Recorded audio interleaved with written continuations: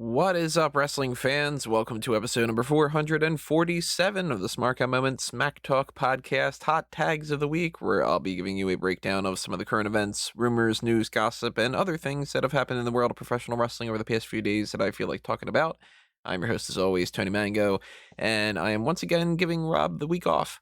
Uh, we have been doing lots of different things this past week or so. I've been trying to take a break a little bit this past week. I actually wasn't necessarily going to do the hot tags, but this was one of those weeks where lots of things have happened. So kind of felt like I needed to put something out there for everybody that is interested in hearing at least my thoughts about the stuff. And we'll talk a little bit more about some of these things, I'm sure, or in the mailbag next week. So if you're curious what Rob and Callum have to say about some of these things, I'm sure you can always just pitch it as a mailbag question because, hey, look at that. I'm getting a plug out of the way.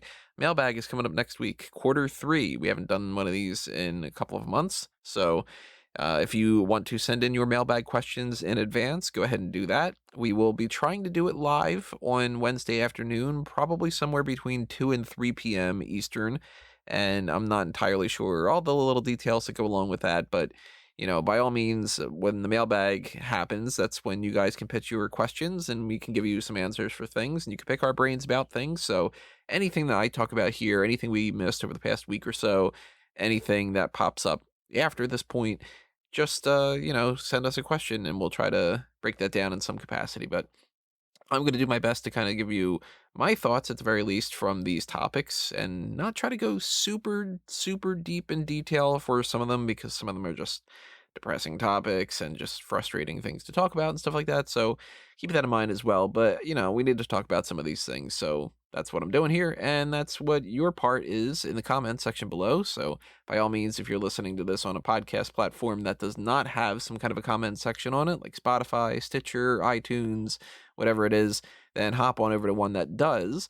Like, obviously, you could send us a tweet at SmarkOutMoment. You can send us some kind of a post on Facebook.com/SmarkOutMoment. You could do the same on the comment section on SmarkOutMoment.com for this or any other post for that matter. But the best thing to do is to do this on the YouTube channel. You're probably listening to this here because more people listening to that on YouTube than anywhere else. And that's kind of my preference anyway. So if you are on YouTube and you haven't subscribed already, hit that subscribe button, ring that little notification bell, because that also will alert you of when we go live, whenever we go live for this mailbag. And then, you don't have to worry about necessarily like getting your calendar in sorts. You could just check your email and then go, okay, they're live now, then click on it. And, hit the like button on the video as well. That helps out quite a bit. But yeah, drop a comment below. Tell me your thoughts on these hot tags. So, I said before, lots of hot tags to go down here. Some of them are going to be a breeze. Some of them are going to be bigger topics for another time that I won't talk about in super great detail. And some of them are going to be a little bit more detailed. First being that I want to talk about the final episode of Undertaker, The Last Ride. It was Chapter 5, Revelation, where they wrapped up that whole story about his potential end of his career and the going projection, at the very least, is that The Undertaker is retired. But I don't necessarily buy it. I know that a lot of people are doing the thank you taker type stuff, and they're putting things out there like on Madison Square Garden where they're really treating it like a true retirement. And for what it's worth, Undertaker in the documentary says that that's his retirement and he's walking away and he's not going to do this anymore, whatever like that. But he also says, hey, if Vince McMahon calls me up, I'm probably going to return. So how many times have we seen that in the past? The Undertaker has been talking about retirement since I think it was like early 2000s or so. 20 years go by after that point. And, it's been multiple matches over the past few years in particular that he says that's going to be the end. And then he comes back. That's going to be the end. And then he comes back. It happens quite often. And there is a big part of me that feels, even though The Last Ride specifically revolves around this idea that he's okay with his retirement right now, once fans come back and there's that sort of, I didn't get the big crowd reaction. I didn't get to actually wrestle a match with AJ Styles. It was just, an elongated brawl backstage segment that took place not backstage. I think that he's going to want to do another one, and it might be against AJ Styles. Maybe it's WrestleMania next year. Maybe it's against somebody else. Maybe it's Survivor Series if we're able to get fans back in November.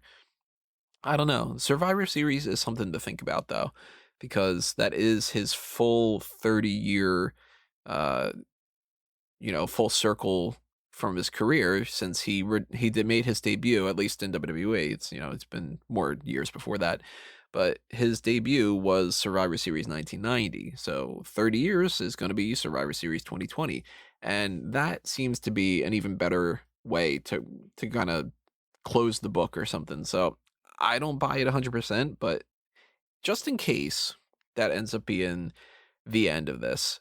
Next week, as I mentioned, we're going to be doing the mailbag this coming Wednesday, but the week afterward, next Wednesday, I should basically say, we don't have 100% a guaranteed topic to talk about yet.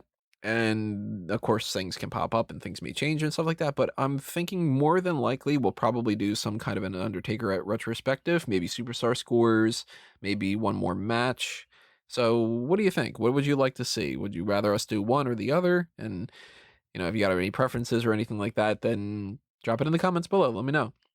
And what the hell, I'll go and toss out another plug in the meantime. If you want to make sure that we do those things and maybe do both of those things or something like that, the best way to make sure that there's the time and the motivation and the flexibility to be able to do these kind of things is to donate to the Patreon.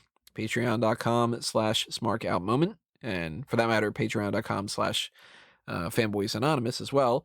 Even $1 goes a long way to just help keep the lights on and everything, especially with all the YouTube algorithm stuff being just the worst in the world. But, $5, $10, $10 and up gives you access to the dark casts. Those are Patreon exclusive. I don't know why I said Patreon. Patreon exclusive episodes of whatever we decide to do. Sometimes it's just the middle of the night. Rob and I just rambling about nonsense or something like that. I definitely want to do an episode of Snack Talk at some point on there. And there's also the Pick Your Poison tier, which that's the thing I'm pretty much alluding to here, is that if you want to make sure that we do something, then the Pick Your Poison tier means that you get to actually pick something that we do. It's some kind of a gimmick of some sorts, whether you want us to do some kind of an editorial, you want me to put something up on the website in written fashion, or you want us to do some kind of a podcast that we can hopefully try to get around to doing, then, once you request it, and since you donated, then you get what you request, essentially. I mean, that's pretty much how that works. So, if we do something other than an Undertaker retrospective of some sort, and you really want us to get into that topic, and you've got a preference of, superstar scores or Mr. Smark or whatever it might be, then, hey, pick your poison. That's what it's up for. So keep that in mind, patreon.com/SmarkOutMoment. And you know what? We're already 8 minutes in. I'm just going to do another plug. I mentioned Fanboys Anonymous. If you don't know what Fanboys Anonymous is, go onto the website, fanboysanonymous.com. It's the geeks culture website, the sister site to Smark Out Moment, where if you want to find my thoughts on movies and comic books and video games and TV shows and other things on that kind of side of things, then they will all be on Fanboys Anonymous. So check out all the stuff that's happening there, the Facebook, the Twitter, the YouTube channel, all the podcast feeds, all that stuff. And if you want more from Fanboys Anonymous, which I really want to do more of, but I just don't keep finding the time to do it, then patreon.com/Fanboys Anonymous works the same. The more that I've got going into these websites, the less I have to do for other websites, and then the more fun that we can all have together. So yeah, fanboysanonymous.com. Check it out. Anyway, Undertaker, I don't think he's necessarily going to retire, but if he is, obviously I've mentioned many times in the past, Undertaker is my favorite character of all time, my second favorite performer of all time, just very narrowly beaten out by Shawn Michaels. So that sucks if we don't see the Undertaker anymore, but Undertaker, he deserves to retire in some kind of way that he's happy. So if he's happy, then all of the fans should be happy too. Anyway, let's move on to another topic here. This one's not 100% confirmed, but at least part of it is. There were discussions that Dolph Ziggler, Robert Roode, and Mustafa Ali have been moved over to the Monday Night Raw rosters, and now we know at the very least that Ziggler and Roode are, because Ziggler and Roode have already been confirmed. That's how it kind of works. Ziggler popped up on Monday Night Raw. He challenged Drew McIntyre, and they're going to have a match at Extreme Rules for the WWE Championship, and in the process, he mentioned that he and Roode have been brought over to Raw as part of a trade of sorts, with AJ Styles going over to SmackDown. Mustafa Ali has not been confirmed, and we've had plenty of stories over the past few months or so of different people moving around on different rosters that haven't yet panned out yet. So I don't know if I 100% believe in that. I mean, by the same rationale, I should have believed that Velveteen Dream was coming up to Raw or SmackDown, and that hasn't happened yet. We haven't seen anything from Chelsea Green yet, and she was supposed to be moving up to Raw or SmackDown. Dominic Dijakovic hasn't showed up, and he was supposed to be going up there too. So it may not be true about Ali. He hasn't been on SmackDown at the very least, so that may indicate one thing or another, or it could just mean that they have no idea what they want to do with his storyline. I don't know, but the idea of Ziggler and Roode moving over to Raw, I don't necessarily think that Roode's going to factor much in there, especially since he lives in Canada and he can't travel to the United States yet. But Ziggler going over to Raw and being a part of this whole feud with Dolph, with himself against Drew McIntyre, I'm on board with it. I think that Ziggler's been on SmackDown long enough. He's been working with a lot of the same people, so if he gets to work with Apollo Crews and he gets to work with Drew McIntyre and all that, then, hey, good, change it up a little bit. I don't think that Ali going over to Raw is going to be a good idea, though. I think he needs to stay on SmackDown and he needs to potentially feud with AJ Styles and, maybe he turns heel, maybe he stays babyface. I don't really know, but I think that that's a better spot for him. So I hope that that's not necessarily true. And if it is, that I hope that they balance out the rosters in some other way, too. Speaking of rosters, though, let's talk about some of these other things that I don't want to get super into, because a lot of it's discussions that I shouldn't necessarily be the person controlling the discussion about. A lot of things are just politics. A lot of things are, they strike a nerve with a lot of people. But here is the quick rundown. Sammy Guevara has been suspended from AEW. Ligero and Travis Banks have been supposedly released from WWE NXT UK. Tessa Blanchard has been fired and stripped of her Impact Wrestling World Championship. There are potential others that may be getting released or suspended or whatever the case may be. We're hearing some stuff that maybe Velveteen Dream is done and that they may have something to do with a car accident that he was a part of.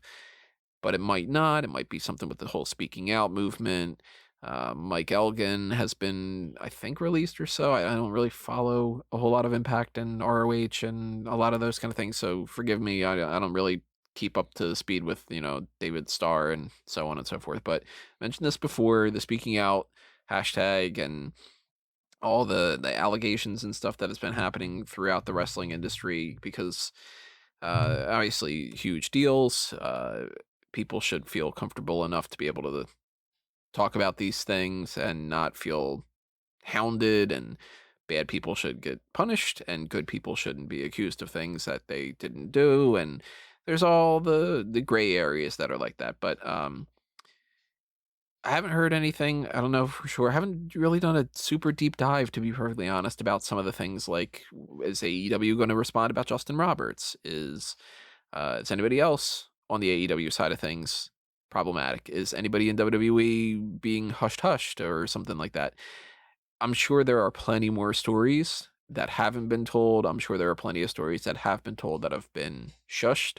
I'm sure that there are plenty of stories that aren't necessarily 100% true. So here's how I kind of look at the long and short of it. I mentioned before, the long of it is everybody who's bad deserves to get punished, and everybody who doesn't do anything wrong doesn't deserve to get any kind of crap thrown their way, no matter what, in any circumstances, in any kind of political issue, social issue, whatever it is. Just, golden rule, treat everybody the way that you expect to be treated and don't be a dick. But as far as Sammy Guevara, I get the feeling Sammy Guevara falls under the spectrum of, it was a different time frame for him to be saying some cruder jokes that he didn't quite understand would be as offensive, and he eventually understood that they were offensive, and then he didn't do it as much anymore, and he feels bad. I get that kind of impression. Again, I'm not involved. It's not my right to say one thing or another. I am not the person who needs to forgive him, all that other kind of stuff. But I get the feeling that he probably is not some deep-rooted awful person or so. Ligero and Travis Banks, they seem like they do not have a great track record of relationships, and if they have been awful, then I don't see the point in keeping them around as much. I do think that there is sort of a discrepancy with bad relationships, and it doesn't have anything to do with the working place. Like if you're just a jerk and like, you're not communicative in your relationship and it's like a personal private issue, I don't think that that means that you shouldn't ever have any kind of a job, and to a certain extent, maybe that's true, maybe it isn't. I don't know. Again, all these details are just hazy and stuff, but like I don't think that a lot of circumstances are us being able to judge. And I think that a lot of people just hop on Twitter and they just want to make enemies out of everybody and they want to be a part of the solution by attacking people. If Ligero, Travis Banks, whoever it is, Jordan Devlin, Joe Coffey, all these people that were all these allegations, if these are private issues, they're more for the people dealing with the private issues. I think it's weird if it's like, hi, I'm Mackenzie from Little Rock, Arkansas, and I think that I should be the one leading the charge against so and so that I've never met and whatever. Like, if you don't know what's going on, you shouldn't be the one who's the most offended and stuff. So WWE knows more about it. If they felt like they should be released, then good call, I guess. I mean, I don't know. Tessa Blanchard, she seems like that's not necessarily a part of this whole speaking out thing or the stuff from, I think it was earlier this year or so. Yeah, was it earlier this year? I don't know. 2020 has been very long, about her previous like racist comments and stuff like that. If she was guilty of that, which I'm not even sure was the case. I don't remember if she was or not, or if that was just one of those like he said, she said types of things. But it doesn't seem like that's necessarily why she got fired. It seems like she got fired because she has been in Mexico and Impact wanted her to record some promotional material for her next title defense. And she basically said no, which if you don't do your job, then you get fired. That's how jobs work. And I don't think you need to be even an adult to understand how that works. But then again, how many adults are really adults these days? Most adults are childish, and so many child uh range kind of people, maybe they're technically like preteens, teenagers, young adults, whatever, are so much more mature than 50-year-olds or 60-year-olds or whatever. So Tessa, if she did not do her job and then got fired, well, that's what you get fired for.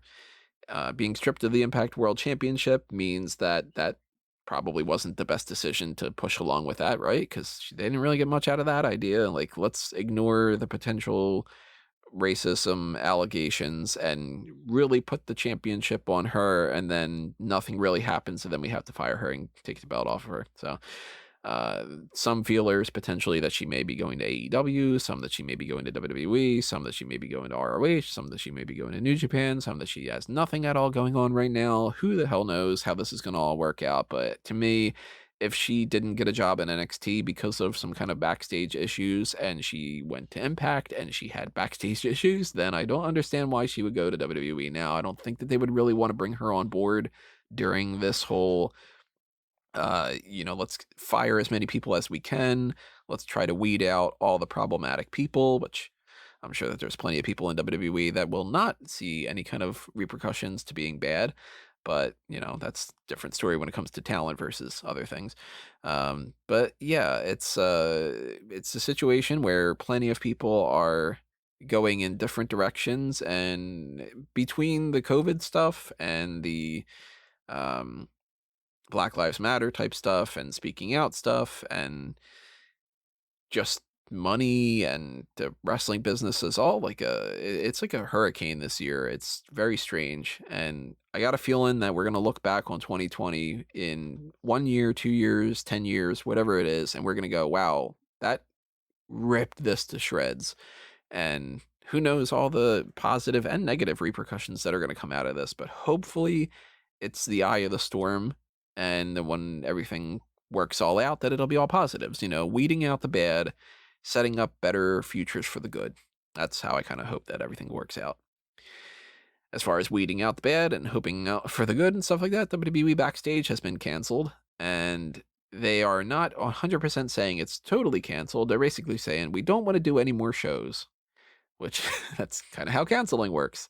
Just the way that if you don't do your job, you get fired. If you don't have any more TV shows, then you're canceled. And it's, I'm sure, for a lot of different reasons. Some of them being the fact that the show just wasn't all that good, and some of it being like the bad time slot. I mean, it's so many different things. The bad time slot, that's one thing to talk about.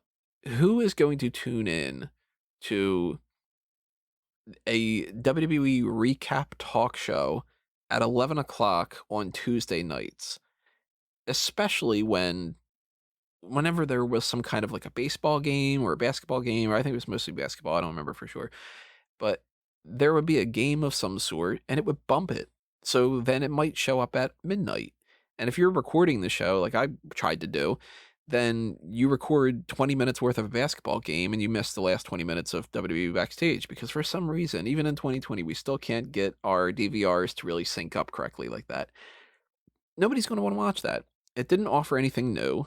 WWE already put out the bump like right at the same time. It served a lot of the same purposes in a different way, and of course that show has more than its own problems as well. You know, I don't even bother watching the bump anymore, especially now during the COVID stuff where it's not even in like the studio and all that. But debuted that at around the same time. It's almost as if WWE started workshopping WWE Backstage with Fox and then said, you know what, we want to do our own version of that and kind of compete with it, I guess. Like, you know, we've got Raw and we got SmackDown. They're basically the same show, but they're not.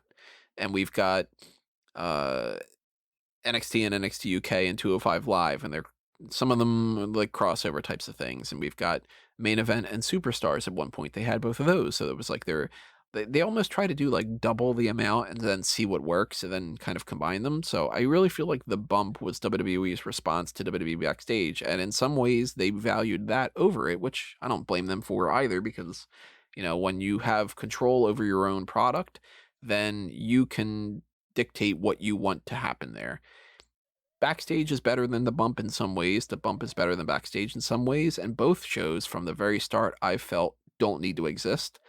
And not only do they not need to exist, if you combined both of them and you weeded out the bad stuff, then it would be a pretty decent show. Like if you gave me, for instance, Ryan Popola and Renee Young and Booker T and Matt Camp, let's just say that's the group that's hosting the show, because I wasn't super a big fan of Evan T. Mack. I wasn't a big fan of Dan Vollmeyer. I wasn't a big fan of.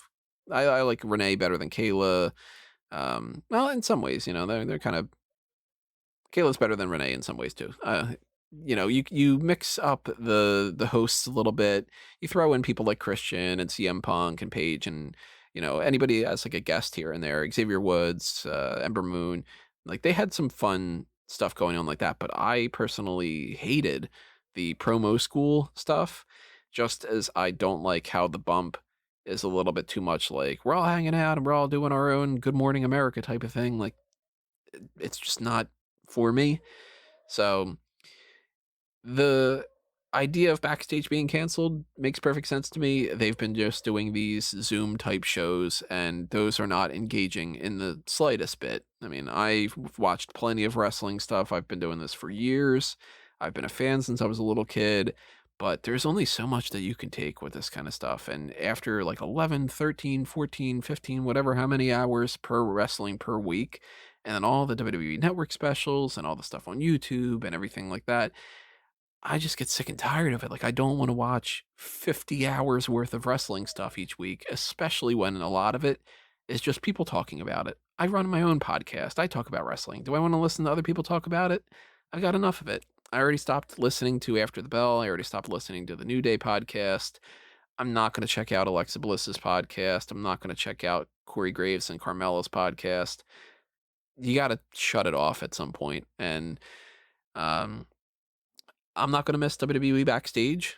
They've also said that they may do special editions before major events in the future, and I don't know if I would count on that, especially in that time slot, but maybe the game plan is that FS1 will just do a WWE Backstage special every once in a while. Maybe before WrestleMania, they'll do an edition. And before SummerSlam, maybe they'll do an edition. And if they do that and all they really do is bring to the table the exact same stuff that they've done before, and it's just basically, hey, we've got Renee Young and Christian and Mark Henry and CM Punk or whatever sitting around talking about what they've been enjoying recently, I don't know if you're really going to bother watching that either. They got to figure out something that makes people want to tune in. And if it's something that's only going to appeal to the hardcore WWE audience, then you're only going to appeal to the hardcore WWE audience that is super dedicated and likes that kind of stuff and gets FS1 and wants to watch it at that time slot or DVR it. That dwindles the numbers considerably. There's not much appeal to the casual audience out there. I don't think that there's a single person I know that is a hardcore WWE fan that even watched that show. And I certainly would bet all the money that I have, essentially, that no casuals watch that. I can't imagine anybody that just goes, I'll tune into Raw every once in a while is going to be like, but I make sure I watch Backstage. There's no point. If it's inside baseball, you don't watch inside baseball programs if you don't watch baseball. Speaking of other sports and other things like that, Sarah Logan has decided to leave sports entertainment entirely. She may go into MMA.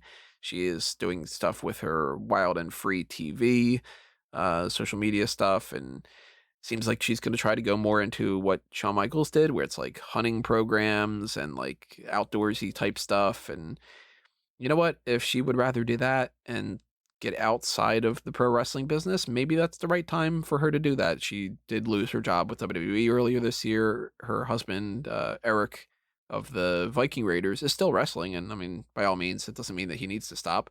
So if he is going to continue wrestling and if she could revisit it at any point if she wants to, but during a pandemic, you can't really do that. Maybe this is the best thing for her. She goes into MMA and tries that out, see what happens. She goes and does these other projects outside of the pro wrestling business. That could be good for her too. Maybe she wants to start a family at some point. That would be a lot easier for her to do if she's not taking bumps in the ring all the time, obviously. So kudos to Sarah Logan for deciding, you know what? I got released from my quote unquote dream job. I'm going to go find a new one. Hopefully it all works out. Let's see here. Charlotte Flair may be out for a while, or maybe not. The rumors of her injury are all over the place. There are stories that she may be out until Royal Rumble 2021 in January, or that she may just be out a couple of weeks. So I don't know what to believe. You know, you always have to take everything with a grain of salt. And if one report says she'll be back by SummerSlam, which is in August, and another report says she may be back by January, obviously the information is all over the place. And yeah, medical stuff is not something that you can guarantee anything for, and I'm sure that they give windows for whatever elective surgeries or forced surgeries that she's got. You know, you could say you've got a paper cut. Is it going to heal in the next day or so, or is it going to take a week, or is it going to be there for 2 weeks? You never really know, and then it just sort of happens. How many times you go to the doctor or you go to the emergency room or whatever it is, and they go, I don't know, try these pills. And if it still is messing you up, then come back again. That's what people do. So maybe she has a big window. Maybe this will take you a couple of weeks or a couple of months. Maybe they know what's going on, and maybe they did this whole Nia Jax thing to kind of put her out for a while, or maybe they did this whole Nia Jax thing to take her out so that way she can come back and wrestle at Extreme Rules, for all we know. Maybe she comes back by then. If she is out with an injury until January, though, then unless it was an injury that wasn't necessarily seen ahead of time, I really got to call into question Triple H's whole, 3-4 months, you'll understand why we did what we did with Charlotte. Well, you know, by that rationale, we would have understood by WrestleMania why they replaced Braun Strowman and the whole Roman Reigns thing and all that. So Triple H is losing some credibility when it comes to that. And I guess we're going to have to just see what happens and remember it for the future. Because if enough time passes by, WWE always, always, always, always wants you to forget their mistakes. Just like any business or any kind of, just people in general. if they make a mistake, they want enough time to go by that you don't remember it. So the best thing for you to do for the future is to remember those mistakes because they happen again and again. And then once, Triple H says, well, in 3 to 4 months, you'll see why we did this thing. And then plans changed and then we didn't do it. The next time that he or anybody else says, you'll see what we're doing in a few months, just have patience and just trust us. Remember, it doesn't always work out that way. So we'll see what happens with Flair. I wouldn't bank on this being anything other than just they made bad decisions and please forget about it and forgive us and keep watching the show. And now that she's out with an injury for however amount of time that she's out, I'm thinking that they're just going to go, yeah, but then just she comes back and you just like it, please. Like that kind of thing. So I don't think that they can sweep everything under the rug, including the stuff that's going on with the pandemic right now, because Renee Young, Kayla Braxton, Adam Pearce, and many other people have supposedly tested positive for COVID, which is going to screw up plenty of things for WWE, so much so that we have no idea how much it's going to screw things up. And I can't even imagine how frustrated everybody that's working for WWE is right now, because it seems like they just keep pushing along and keep ignoring things. And it seems like it's the way that a lot of places in America are going, where people are going, you know what? I'm sick and tired of this and screw it. I'm just going to get the virus and die. Like that's it. It seems like what they're doing. I think that this is a horrible mistake. I think that they really should, and everybody should have, for the most part, taken the precautions. And for all the people that are out there that are doing the kind of things that I keep seeing lots of people do, even friends and family members and stuff, where they just go, you know what? Well, we flattened the curve and now you don't have to bother with this. And let's all hang out and have barbecues and let's all go swimming together and let's all go out to eat and not have to worry about anything. And I'll shake everybody's hands. And, low key recently just got under some heat because he's talking about I respect my immune system more than to wear a mask and all this nonsense. Don't be stupid. Stop being stupid. Everybody that's stupid out there, God, just knock it off. Too many stupid people out there. Too many people that are just making it a horrible place for everybody else. So look at yourself in the mirror. Are you part of the problem? If you're part of the problem, get out of the way. Stop making it awful for everybody else. WWE with the COVID stuff, I'm assuming this is just going to get worse and worse and worse before it gets better. And eventually they're going to be shut down entirely, if not at least back to what they were doing before, which was let's record like 3 weeks at a time for different things and then having to take time off and then just being a complete mess. And patience is a virtue. If people would have treated this as seriously in April as they should have, then maybe we would have things opened up by now. Maybe July would have been when everybody could have gone back to normal. But of course, people didn't want to do that. And then they're going to stretch this out. And then you're going to get however many extra months of this kind of nonsense because you can't be patient. So contribute to the solution, not the problem. I don't think that WWE has that mentality in mind, but I don't control the thing. If I controlled the thing, you'd be seeing lots of different stuff. Let's talk about TV stuff. I'm going to run down some quick things for this. I didn't fully watch every episode of TV this week. As I mentioned before, I tried to take a little bit of time off for my birthday and just kind of relaxing a little bit. I think I kind of deserved it. So I skimmed through a lot of these TV show things. So I don't have like a full opinion about like, the Liv Morgan and Natalia match. I didn't watch it, to be perfectly honest. I actually didn't watch Dynamite at all. And I didn't really watch Dark. I had that on in the background.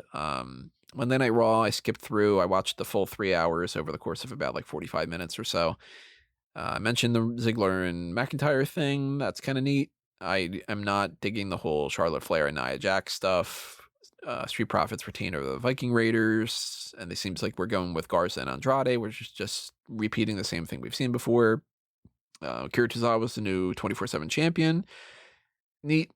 Nothing really super big about that. I'm not interested in Randy Orton versus Big Show at Extreme Rules. They haven't confirmed it yet, but it's going to happen. So that's just blah. I still just do not enjoy Sasha Banks and Bayley together. I'm sick and tired of them against the Iconics and against Nikki Cross and Alexa Bliss. So Bayley versus Nikki Cross doing nothing for me at Extreme Rules.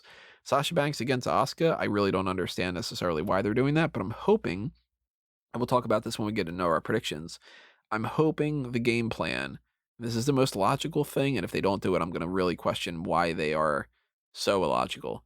The most obvious way to book this is Sasha Banks helped Bayley beat Nikki Cross to retain her SmackDown Women's Championship. And then we get the Asuka versus Sasha Banks Raw Women's title match, and Bayley is not ringside for Sasha, and Sasha loses. Or Bayley is ringside, and she costs Sasha her match. So that way, it further proves the idea that Banks being helpful to Bayley is great for Bayley, but Bayley is not helpful to Banks. Apollo Crews seems like he's going to be fighting Bobby Lashley for the United States title at Extreme Rules, and I'm curious why they didn't just go with the Bobby Lashley rematch after they set that up with Drew McIntyre, but hey, whatever. Still not digging the whole Mysterio, Dominic, Carrillo, Black, Seth Rollins type stuff. Damian Priest is definitely a babyface now. He and Cameron Grimes are still feuding. That's okay. Not really feeling one way or the other about it, but it's fine. Rhea Ripley and the Robert Stone thing, what a step down. You go from dominating War Games, beating the Survivor Series teams, beating Shayna Baszler to win the NXT Women's Championship, challenging Charlotte Flair at WrestleMania, and you lose, and in typical WWE fashion, it's like, well, we built you all up to lose, and then here our storyline for you is you're fighting Aaliyah. Just not really all that great. Santos Escobar beat Jake Atlas. We had more Undisputed Therapy. There's going to be Dexter Lumis against Roderick Strong in a strap match next week. That's going to be a little weird. Dakota Kai and Raquel Gonzalez still feuding with Casey Catanzaro and Kaden Carter. That's fine. Karrion Kross is still doing his thing. Rhea Ripley beat Aaliyah. She's going to have a match next week against both Aaliyah and Robert Stone. It's kind of fun, but it's not my thing in some ways. And Keith Lee retained the North American Championship. So Keith Lee versus Adam Cole is going to be happening winner takes all. And I'm still banking on the idea that Karrion Kross attacks both, and we don't walk out with a double champion. Didn't watch main event. Nobody watches main event. But Bianca Belair beat Ruby Riott again, and Austin Theory and Murphy beat Ricochet and Cedric Alexander. 205 Live was just one match. Isaiah Swerve Scott beat Tony Nese, and SmackDown was one half of an Undertaker tribute, and the other half was just sort of filler content. Nikki Cross became the number one contender. I mentioned that before. New Day and Lucha House Party beat Cesaro and Shinsuke Nakamura and John Morrison and The Miz. Jeff Hardy beat King Corbin. And that leads us to the other two topics I want to talk about. One of them is that the next NXT specials are going to be called the Great American Bash, and that Extreme Rules is going to have a Wyatt Swamp fight, which is weird. And that's why they're now, for some reason, giving this show a subtitle of Extreme Rules, the Horror Show, which is really stupid. So I'm of two opinions of this. Extreme Rules, the Horror Show. Very dumb, very hokey. It doesn't flow off the tongue. Nobody is going to refer to it as that. Everybody's just going to call it Extreme Rules or Extreme Rules 2020. Nobody's going to be like, did you watch WWE Extreme Rules, the Horror Show? It seems Bush League indie kind of stuff to me, like B-movie type stuff. I don't know. I'm not feeling that. The Wyatt Swamp fight is non-title, so to me that kind of means that maybe their game plan is that they want Braun Strowman to potentially lose, but not lose the championship, and then that way they could do another match, the third match, at SummerSlam with like The Fiend against Braun Strowman with the title on the line or something like that. I'm hoping that he doesn't just drop the title to Bray, but maybe this is fun. Maybe it's more Boneyard match than Money in the Bank. I don't know. I'm not digging that, but I am digging the Great American Bash returning. WWE's response with this is that AEW is going to be having Fyter Fest for 2 weeks. They think that that's going to like kind of replace the regular Fyter Fest that was originally planned. And for the most part, maybe that's true. I mean, Fyter Fest does seem like it's treated a little bit bigger of a deal than a regular episode of Dynamite. But of course, WWE was like, well, crap, if they're going to do a special episode, we should do a special episode. And thankfully, they made the right call. They have been sitting on the name Great American Bash for a while. And I have been saying for the longest time, anything that's holiday or calendar based that WWE owns the name for, they are stupid for not using it. Like if you have an October 31st episode of Raw or SmackDown or NXT or 205 Live or whatever show it might be, do it as a Halloween Havoc special. If you've got something in the spring, do Spring Stampede. If you've got something on New Year's Day, make it New Year's Revolution. You own the trademark to these names. And if you can use them and make sure that you can continue to keep using them in the future, there's no negative spin on trying to convince people that it's a special episode. NXT being the Great American Bash for the next 2 weeks, revolving around July 4th, might make more people tune in. So calling it Great American Bash does not change the actual episode, but people fall into these tricks. That's why if you see something on like a sales tag, it's like $4.99 instead of $5 because people look at that and they go, oh, it's only $4. That 1 penny difference makes a big, big difference. So if you are NXT on a regular episode, people are going to go, well, I'm going to watch Fyter Fest. That's a special episode of Dynamite. And if you say, well, but NXT is the Great American Bash, then people are going to go, oh, okay, well, now NXT is special too, so I'm going to tune in for that. Of course, you need to give them good enough matches.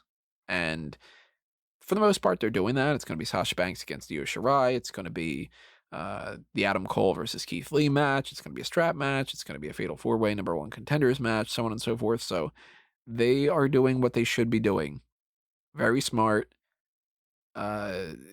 Big thumbs up as far as using the Great American Bash name. I've always thought that the Great American Bash and the Bash at the Beach and plenty of other names like that should be used more often, so I'm very happy about that. And I guess we'll see how the Great American Bash goes because that's going to be happening next week. So, I'll be watching that. And maybe we'll do some kind of a full-on Great American Bash versus Fyter Fest thing after July 8th when they're over. Maybe we'll kind of compare the two and see which 4 episodes were better or so. I don't know. We'll see. If you have any suggestions of what you would like to see with that kind of stuff, then again, drop them in the comments below because that's actually the end of the hot tags. So, yeah, I don't know. Drop a comment in any fashion. Tell me your thoughts on these hot tags. Tell me your thoughts on my thoughts on these hot tags. Toss out, I don't know, recipes, something, whatever else you're thinking about. And keep following all the stuff we got going on here. I've talked about most of my plugs. One of the other things I didn't mention, though, is the merchandise shops, TeePublic and Redbubble. Pick up a mask. You can do that. You can wear a mask. It's good. So maybe grab one that's one of these merchandise designs, and you can do that on Smark Moment, on Fanboys Anonymous, and A Mango Tees. All 3 have shops on TeePublic and Redbubble. And for the most part, just keep staying tuned. As I mentioned before, we've got the mailbag coming up on Wednesday, and we've got some episodes of Paul Heyman's SmackDown that Rob and Callum have been doing, so go ahead and check out what they've been working on. Follow them, of course, on their Twitter accounts, Dude Felice and Wigmeister14. And keep staying tuned to smarkoutmoment.com for anything that's on the non-podcast side of things, including the 2020 Sexiest Superstars tournament, which is going on right now. We are on round 1, I think, at this moment. Round 2 or so, or actually might be on round 2. I'm not entirely sure. Yeah, we're on round 2. That's what it is. So round 2 is happening. Round 3, of course, will happen after that. That's how math works. And go ahead and vote on that on the men's and women's brackets while you can. I have been switching them around on Fridays. I'm probably going to give an extra day to this one and put it up on Saturday or so. I'm not entirely sure, but vote while you can. That way you know that you get your votes in. Anyway, that's it. That's for the hot tags. Thank you for listening to this, everybody. Thank you for all your support in whatever fashion it is, and we will see you next time. But for now, this has been another Smark Out moment, and I'm being counted out.